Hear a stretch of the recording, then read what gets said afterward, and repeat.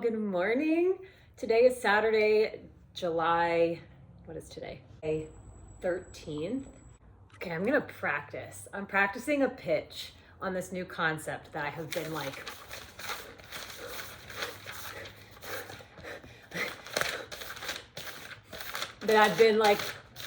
drowning myself in right now. Okay, I need to chill out. Excuse me for a moment.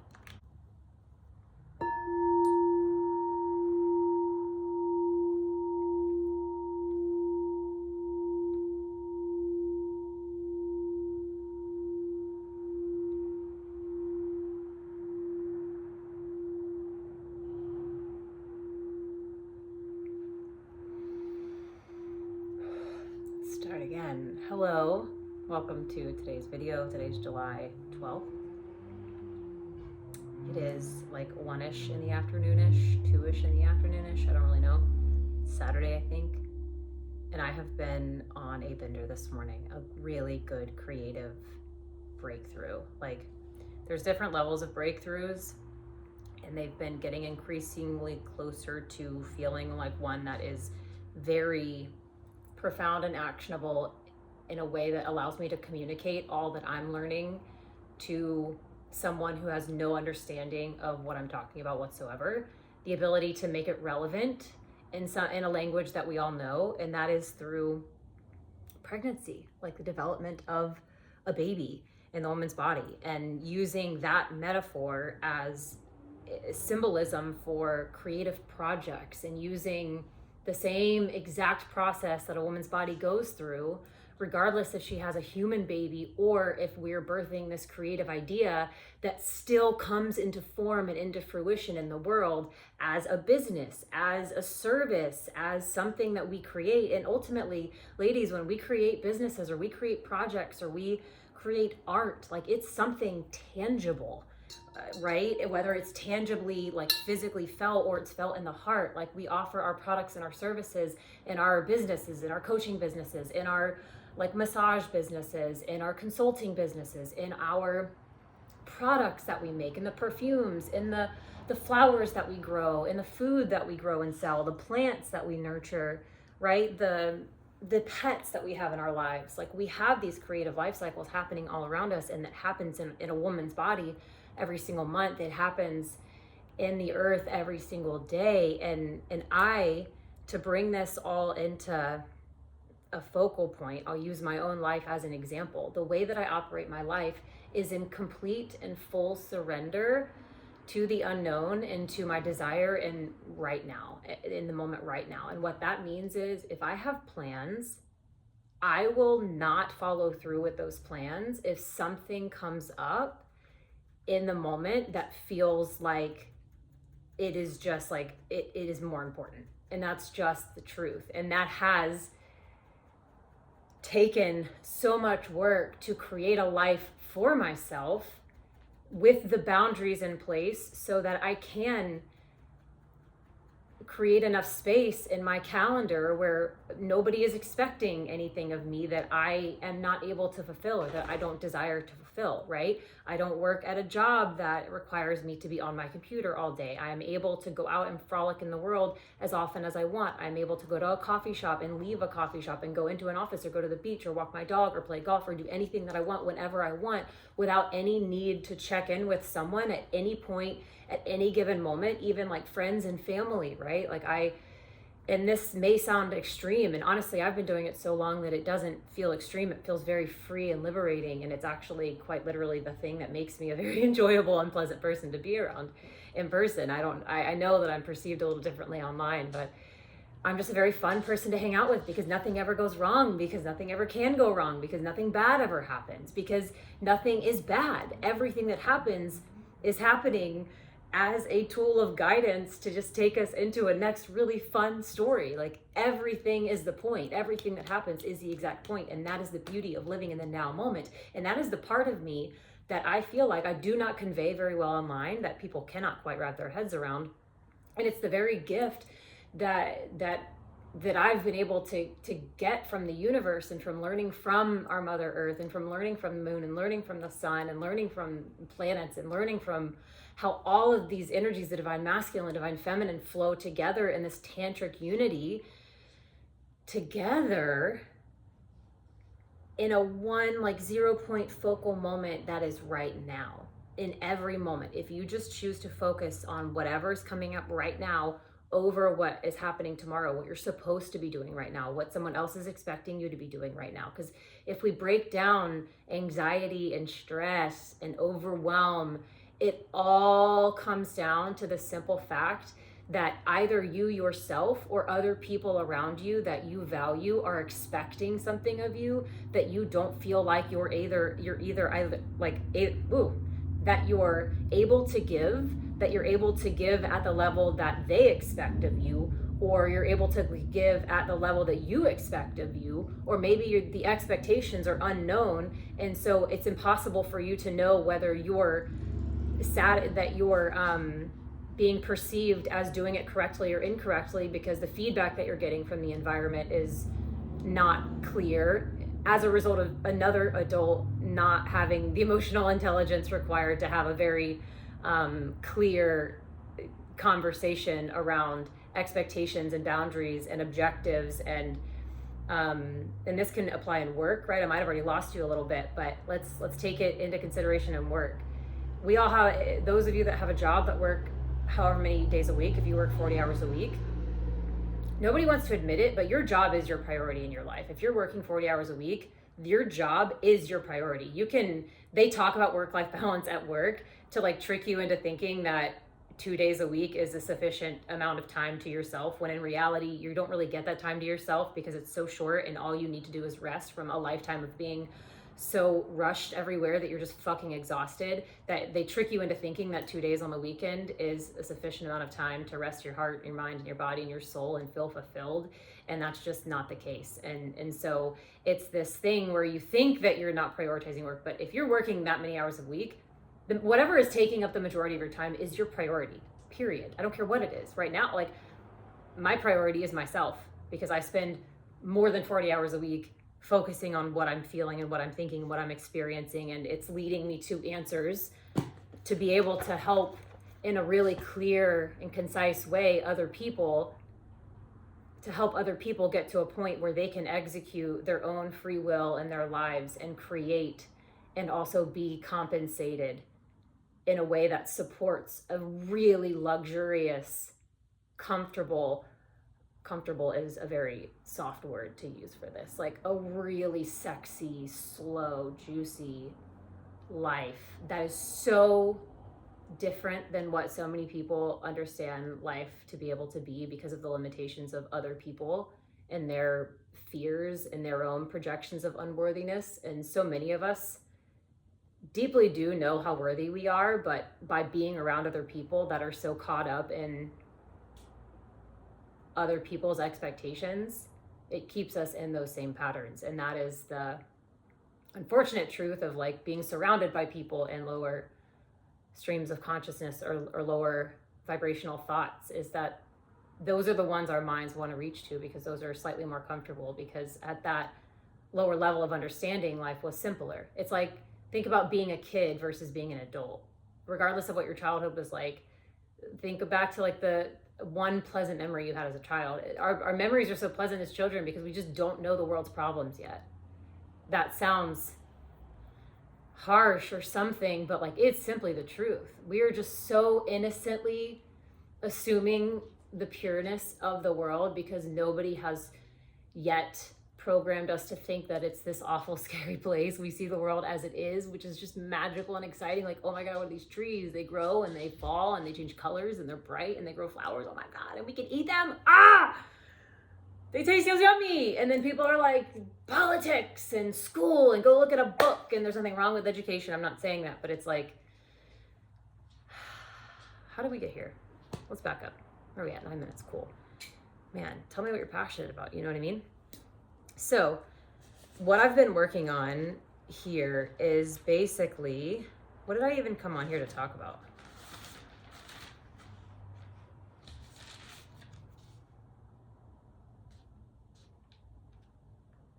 So equating this entire process of creativity, the creative life cycle of our business ideas, so of our business, right? Like there's the idea, so our business is its own energy.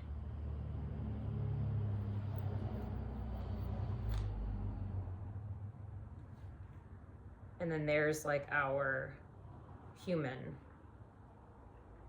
energy.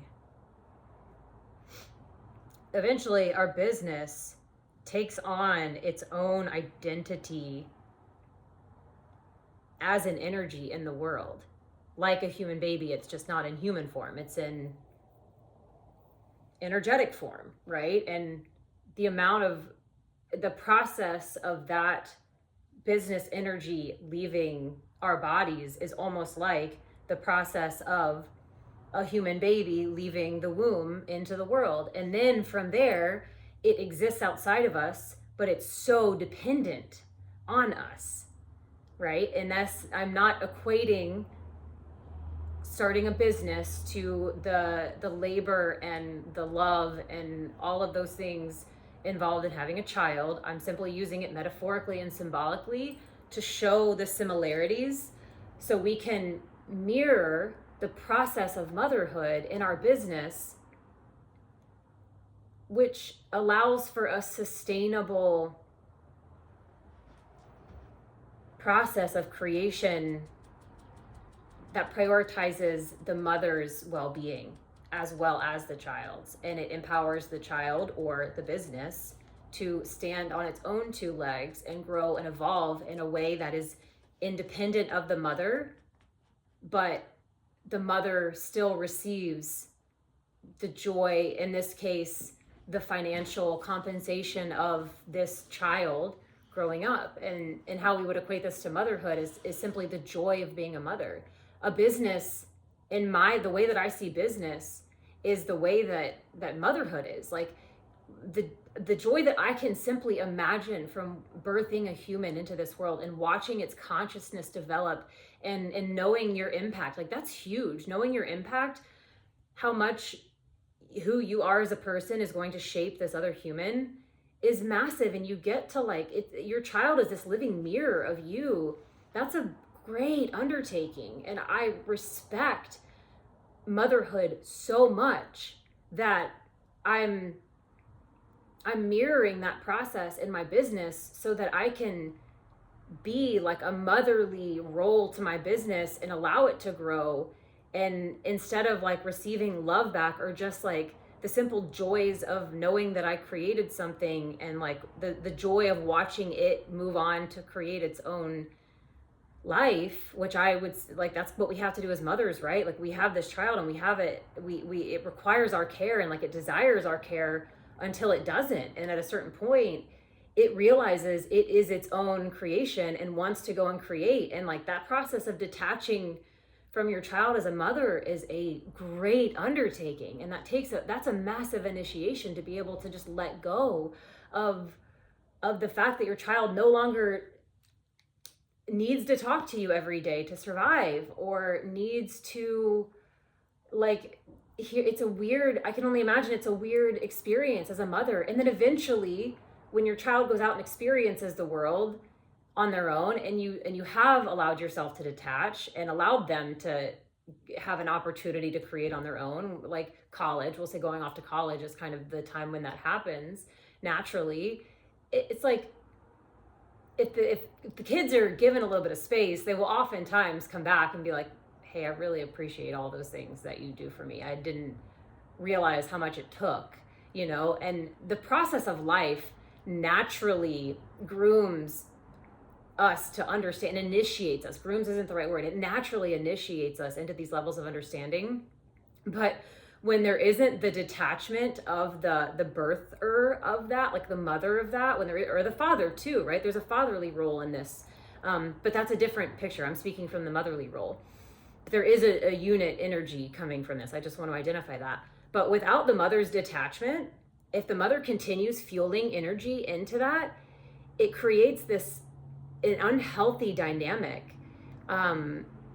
where it's like almost this repelling energy. The child begins to repel and wants to like reject the motherly energy, which then can trigger, depending on the mother and their own state of internal affairs, it will trigger something in the mother. Does that response, is that like a self-inflicted response where it's like, oh, I've failed my child, and like into this a further lower cycle of like guilt or shame or something? Or does it cause it fight or flight, fawn or freeze, right? That's simply it. What nervous system response is happening based on the emotional state of the mother, and then that can stem off a million different things, right? And what I'm proposing, and what you find when you create your business, backing this up, because this is a lot, right? This is a lot. And what I'm explaining right now in this video is what's taken me, and like, I need some water, and 8 months, 9 months, hey, there we go. It's taken me like 9 months of birthing my own business, because I conceived all of this quite literally last November, December, January, February, March, April, May, June, July. Hello. Let's talk about how to have your business baby for a minute, because I think I've got some stuff that'll help. You know what I mean? Do you get what I'm saying now? Right? So basically my business baby this year was this business, was my business is my multi-dimensional business. 9 months to build a multi-dimensional business that will sustain not only myself, my sovereign, what do I want to call this? It's like a self-care practice, a sovereign self-care practice, where I work for, I have it all calculated here. So I really only work what I'm equating to what I used to do. If I were to equate the amount of time that I work now in the same way that I used, not even in the same way, but the same amount of effort, I work days 14 through 17. So 14, 15, 16, 17. So a 4-day work month. 4-day work month. And that calculation is like, that's not going to mean anything to you probably, but this is kind of that. And where I'm, where this, I don't even, what I write on here is like not relevant.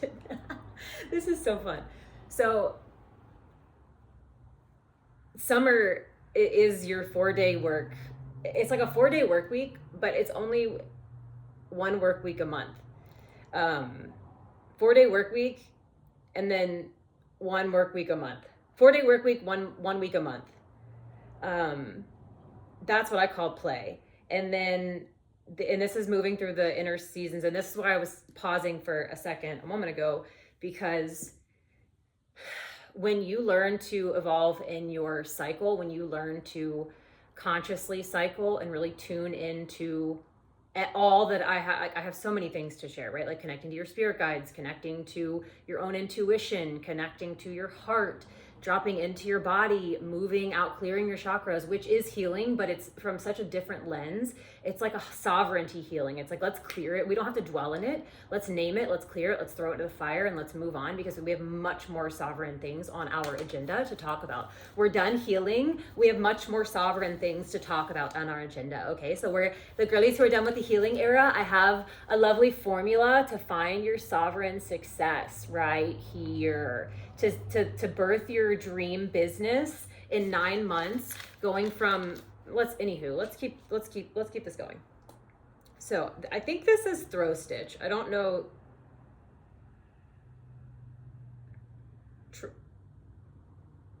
Throw stitch? What? Yeah, I don't know what that was gonna say. So yeah, I work 4 days a month. So in the inner winter, you rest. In the inner spring, you practice. In the inner summer, you play, which is like the feminine work week. And then in the inner autumn, you evolve. This is how you flow in your life and in your business and create an income stream that sustains. This is how you create an income stream through a business that will ultimately, probably within 3 years' time or less, sustain your entire family and all of your wildest desires. I will make that claim. We begin November 1st. Love you.